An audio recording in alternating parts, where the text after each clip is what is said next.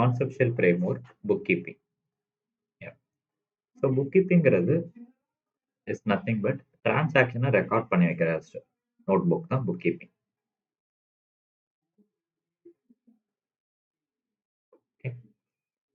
So financial டிரான்சாக்ஷனை record பண்ணி வைக்கிறது புக் கீப்பிங்.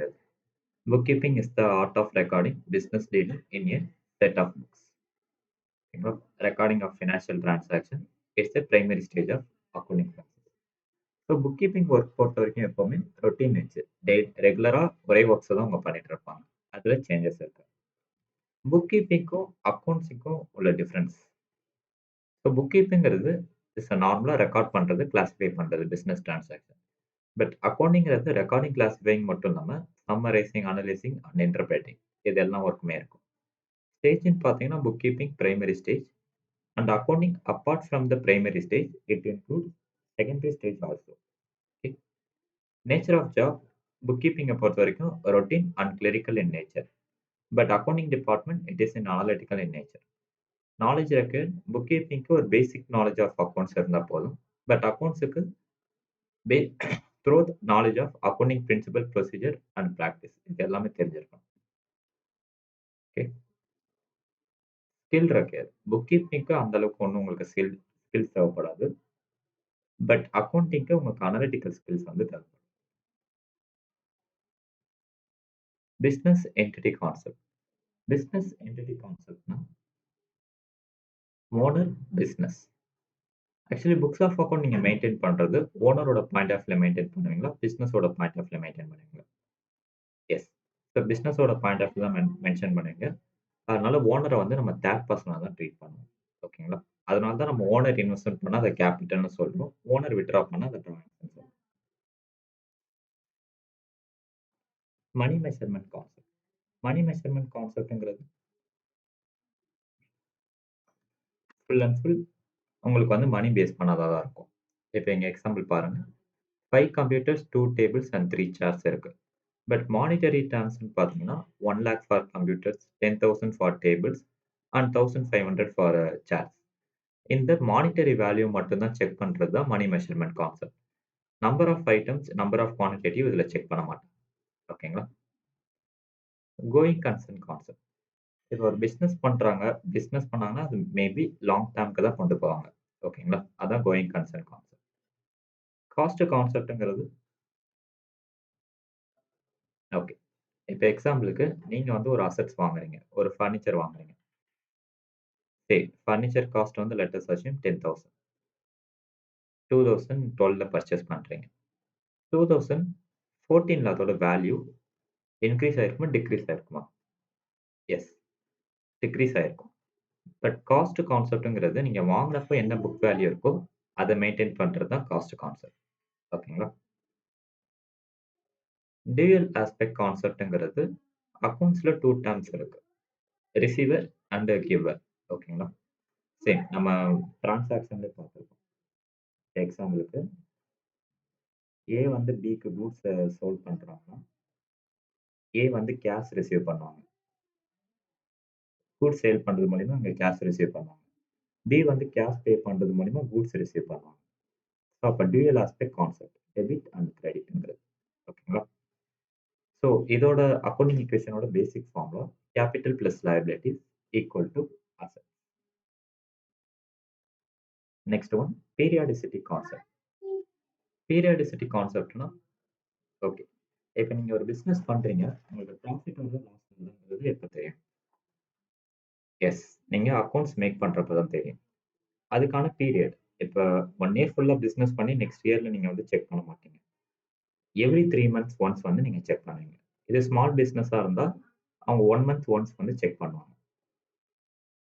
அவங்க கம்பெனிக்கு ப்ராஃபிட் இருக்கா, லாஸ் இருக்கான்னு செக். இதான் periodicity concept. Matching concept. Okay. So matching கான்செப்ட்டும் கிட்டத்தட்ட பீரியாடிசிட்டி கான்செப்ட் மாதிரி தான். இப்போ உங்களுக்கு வந்து ரெவென்யூ டோட்டல் சேல்ஸ் நடந்திருக்கு. அதிலிருந்து நீங்க எக்ஸ்பென்சஸ லெஸ் பண்ணா கிடைக்கிறது தான் உங்களுக்கு ப்ராஃபிட். இதுதான் மேட்சிங் கான்செப்ட். ஓகேங்களா? Realisation concept. இது காஸ்ட் கான்செப்ட்க்கு ஆப்போசிட். சரி. அதே ஒரு ஃபர்னிச்சர் வந்து நீங்க 10,000க்கு பர்ச்சேஸ் பண்றீங்க 2012ல. 2014 அதோட வேல்யூ எப்படி இருந்தாலும் டிக்ரீஸ் ஆயிருக்கும். ஓகேங்களா? ஸோ இந்த கேஸஸ்ல இப்ப ஃபர்னிச்சர் வந்து இவங்களே ஹோல்ட் பண்ணாங்கன்னா, அது காஸ்ட் கான்செப்ட்ல டீல் பண்ணுவாங்க. இப்ப ஃபர்னிச்சர சேல் பண்ற மாரி இருந்ததுன்னா, அந்த டைம்ல மார்க்கெட்ல என்ன வேல்யூ போகுது? ரியலைசேஷன். இந்த கான்செப்ட் யூஸ் பண்ணுவாங்க. ஓகேங்களா? Objective evidence concept. இப்போ ஒரு சேல்ஸ் நடந்திருக்கு. அந்த சேல்ஸுக்கான evidence. Yes. Bill book, invoice இததான் வந்து நம்ம எவிடன்ஸ்ன்னு டீல் பண்ணுவோம். இதே நீங்க அசெட்ஸ் பர்ச்சேஸ் பண்ணியிருக்கீங்கன்னா, அந்த அசெட்க்கான இன்வாய்ஸ் நோட். ஓகேங்களா? இதெல்லாமே நீங்க பிசினஸ்க்காக பர்ச்சேஸ் பண்ணிருக்கீங்க. Business transaction. இதுக்கு நீங்க எவிடன்ஸ் வந்து ப்ராப்பரா வச்சிருக்கணும். ஓகேங்களா? Accrual concept. அக்ரூவல் கான்செப்ட்னா எனி ஐடியா?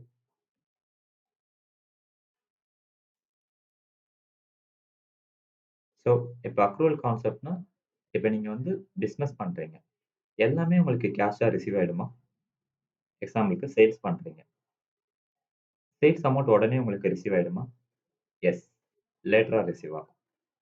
ஸோ கேஷ் பெய்டும் இம்மீடியட்டா பண்ண மாட்டீங்க. சில கேஸஸ்ல லேட்டரா பண்ணுவீங்க. இதுதான் அக்ரூவல் கான்செப்ட்ன்னு சொல்லுவோம். ஓகேங்களா? ஏன்னா பேமெண்ட் வந்து இம்மீடியட்டா இருக்காது. லேட்டரா இருக்கும்.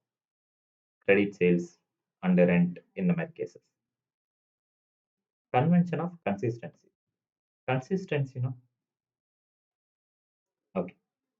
ஸோ இப்ப டெப்ரிசியேஷன் எடுத்துக்கிட்டீங்கன்னா, அதுக்கு 2 மெத்தட்ஸ் இருக்கு. Straight line method, written down value method. இப்ப ஒரு பில்டிங்ஸ் பர்ச்சேஸ் பண்றீங்க. பில்டிங்கோட வேல்யூ let us assume 10 lakhs. Life பார்த்தீங்கன்னா 5 இயர்ஸ்.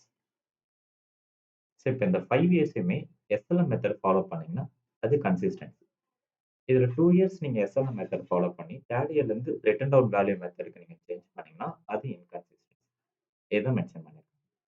ஓகேங்களா?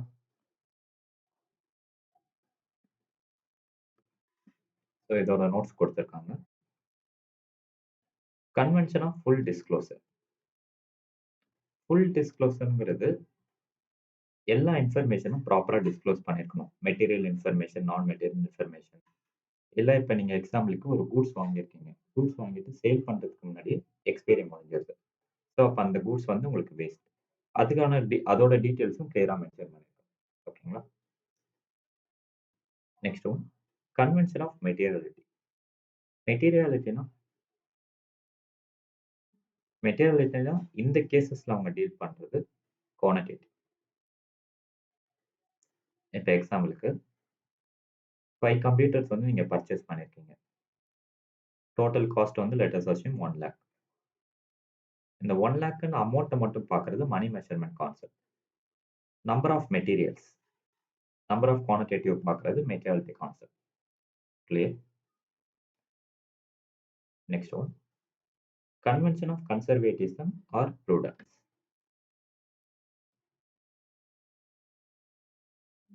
ஓகே. ஸோ இந்த கேஸஸ்ல சம்டைம்ஸ் வந்து அப்நார்மல் லாஸும் வரலாம், அப்நார்மல் கெயினும் வரலாம். இல்ல சம்டைம்ஸ் வந்து உங்களுக்கு நார்மல் லாஸ் கூட வரலாம்.